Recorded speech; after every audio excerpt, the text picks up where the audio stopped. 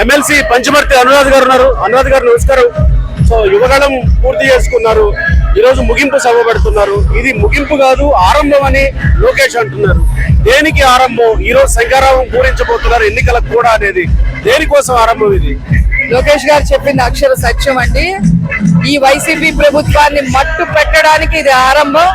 100 రోజుల ముందే ఈ సభ ద్వారా వైసీపీని మట్టు పెట్టిచ్చేస్తున్నాం, మట్టి కనిపించేస్తున్నాం అనేది నిజం. ఇది కానీ వైసీపీ తమ అభ్యర్థుల్ని మార్చుకుంటూ ఎలక్షన్ రణరంగంలో ముందుకెళ్తుంటే టీడీపీ జనసేన తేల్చుకోలేక అక్కడే ఉన్నాయి. వాళ్ళ మమ్మల్ని అనేది రోజా లాంటి వాళ్ళు మిమ్మల్ని హేళన చేసే ప్రయత్నం చేస్తున్నారు కదా, మీరు ఇంకా తేల్చుకోలేని ప్రయత్నంలోనే ఉన్నారేమో కదా. అది వాళ్ళు మాట్లాడే మాటలకి తలతోక ఉండదండి. వాటికి సమాధానం చెప్పాల్సిన అవసరం కూడా లేదు. ఇక రోజా అంటారా, ఆవిడ ఒక పెద్ద డ్రైనేజ్ మౌత్.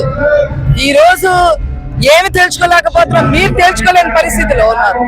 మీరు గెలిచే పరిస్థితిలో లేదు, మీకు ఒక్క సీట్ వచ్చే పరిస్థితి లేదు. ఈ రోజు బడుగు బలహీన వర్గాల్ని మీరు నాశనం చేసినందుకు మూల్యం చెల్లించుకోబోతున్నారు. ఈ రోజు 175కి 175 సీట్లు తెలుగుదేశం జనసేన పార్టీ మరి గెలవబోతుంది అనే విషయం వాళ్ళు తట్టుకోలేక ఏదో ఇక్కడి నుంచి వాళ్ళు మార్చే విధానం ఎలా ఉంది? నువ్వు ఇక్కడ దోచేసుకున్నావు, అధిష్టానానికి 60% ఇచ్చావు, నువ్వు 40% మింగావు, పక్క నియోజకవర్గంలో కూడా నువ్వు వెళ్ళు, అక్కడ కూడా నువ్వు దోచుకో, నాకు 60 ఇవ్వు, నువ్వు 40 తిను అనే విధంగా ఉన్నాయి ఆ మార్పిళ్ళు. ఎవరికి కావాలని ప్రజలందరూ కూడా గమనిస్తున్నారు. ఈ రోజు బడుగు బలహీన వర్గాన్ని ఎంత నాశనం చేశారో అందరికీ కూడా తెలుసండి. నేను లెక్కలతో సహా చెప్తున్నా. అదే నీకేం పని అయ్యా? చంద్రబాబు నాయుడు గారు ఇచ్చిన 75,000 కోట్ల సప్లా నిధులు ఎందుకు మీరు దారి మళ్లించారు? చంద్రబాబు నాయుడు గారు కేవలం బడుగు బలహీన వర్గాల కోసం 30 పథకాలు రూపొందిస్తే అవన్నీ ఎందుకు రద్దు చేశావు? 30 మంది బడుగు బలహీన వర్గాలకు సంబంధించిన వాళ్ళని ఎందుకు హత్యలు చేశారు? 2,400 పైన కేసులు బడుగు బలహీన వర్గాల మీద ఎందుకు పెట్టారు మీరు? ఎక్కడ చూసినా విధ్వంసాలు, భూ కబ్జాలు, తోటలు నరికేయటం, హత్యలు, అత్యాచారాలు, కిడ్నాప్లు. ఇదే పాలన అంటే?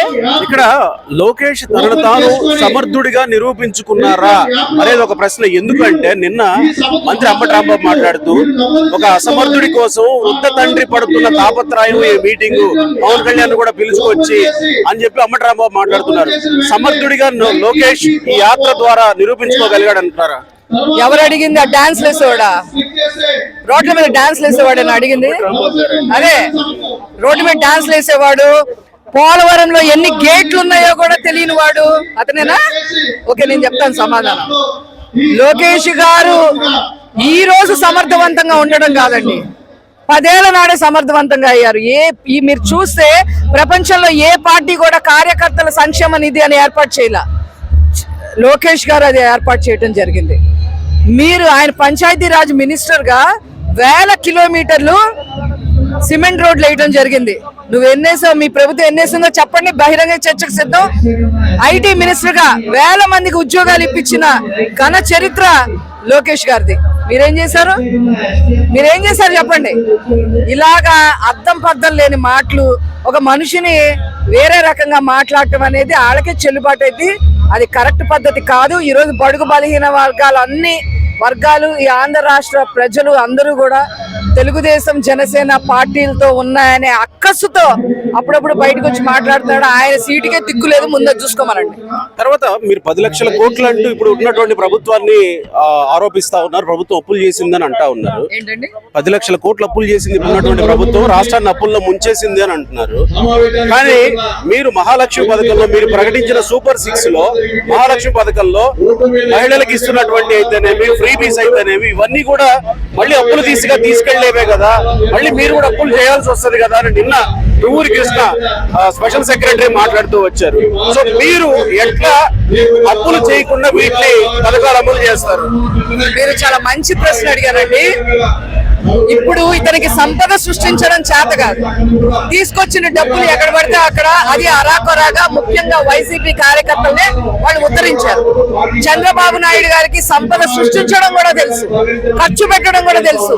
మీరు చూస్తే 2014లో రాజధాని కూడా లేని రాష్ట్రానికి 16,000 కోట్ల లోటు బడ్జెట్ ఉన్నప్పటికీ కూడా 3 లక్షల కోట్ల సంక్షేమ పథకాలకి ఖర్చు పెడతాం జరిగింది మీరు చూస్తే. అదే విధంగా 68,000 కోట్ల రూపాయలు ప్రాజెక్ట్స్ కోసం ఖర్చు పెడతాం జరిగింది, ఇరిగేషన్ ప్రాజెక్ట్స్ కోసం. పోలవరాన్ని 71% పూర్తి చేయడం జరిగింది. ఈ రోజు వైసీపీ ప్రభుత్వంలో చెప్పమని ఏమైనా చెప్తారేమో, వచ్చిన డబ్బులు ఏం చేశారో తెలియదండి, ఏ మినిస్టర్ జేబుల్లోకి వెళ్ళాయో తెలియదండి. ఎక్కడా కూడా పెన్షన్లు మీరు చూస్తే అంగన్వాడీ వాళ్ళు చూడండి 9 రోజుల నుంచి ఏంటండి వాళ్ళ పరిస్థితి, పొద్దున్నే వంట చేసుకోవటం, ఇంట్లో చక్కదిద్ది వచ్చి నడువులు పోయేటట్టు వాళ్ళు ధర్నాలు చేస్తా ఉన్నారు. కనీసం అడ్రస్ చేయలేని పరిస్థితి. ఆనాడు చంద్రబాబు నాయుడు గారు లోటు బడ్జెట్ ఉన్నప్పటికీ కూడా 4,000 ఇది 7,000, 7,000 10,500 రూపాయలు చేశారు. ఇది ఒకటి ఎగ్జాంపుల్ నేను చెప్తున్నా. కాబట్టి ఎప్పుడైనా సరే అనుభవం ఉన్న నాయకుడు ఉండాలి, ఖర్చు పెట్టే నాయకుడు ఉండకూడదు, కసి పెట్టుకునే నాయకుడు ఉండకూడదు. వైజాగ్ లో వాళ్ళ అమ్మని గెలిపించలేదని కసి పెట్టుకుని ఈరోజు జగన్మోహన్ రెడ్డి ఏ రకంగా భూ కబ్జాలు పాల్పడుతున్నాడో మనం చూసాం. కక్ష, ప్రజల మీద కక్ష ఏంటండి? వైసీపీ ప్రజల మీద కక్ష కట్టింది, బడుగు బలహీన వర్గాల మీద కక్ష కట్టింది. అసలు అసలు వాడికి ఏం పరిపాలన ఏదన్నా ఉంటే ఆ రోజా లాంటి వాళ్ళని, అంబటి రాంబాబు లాంటి వాళ్ళని వదిలి ఇష్టం వచ్చినట్టు మాట్లాడుతూ ఉంటారు.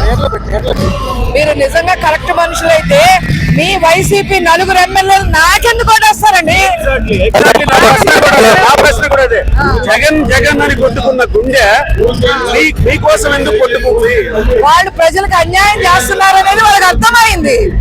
వైసీపీ ప్రజలకు అన్యాయం చేస్తుంది, ఇచ్చిన మాట నిలబెట్టుకోవట్లేదు. చంద్రబాబు నాయుడు గారే ఏకైక నాయకులు, ఏదన్నా సరే ఇక్కడ అభివృద్ధి పదంలో ఆంధ్రప్రదేశ్ నడవాలంటే అని నమ్మి వచ్చి ఓట్లేశారు. ఈ రోజు అది దాన్ని కప్పిపుచ్చుకునేందుకు ఇప్పుడు ఏదో హడావిడి చేసి అక్కడ ఎవరైనా సరే తెలుగుదేశమా వైసీపీ అని చూస్తే ఎవరు నిలబడ్డా సరే వైసీపీకి డిపాజిట్లు రావండి. పులివెందులకు కూడా దిక్కులేదండి నేను చెప్తున్నా ఈరోజు.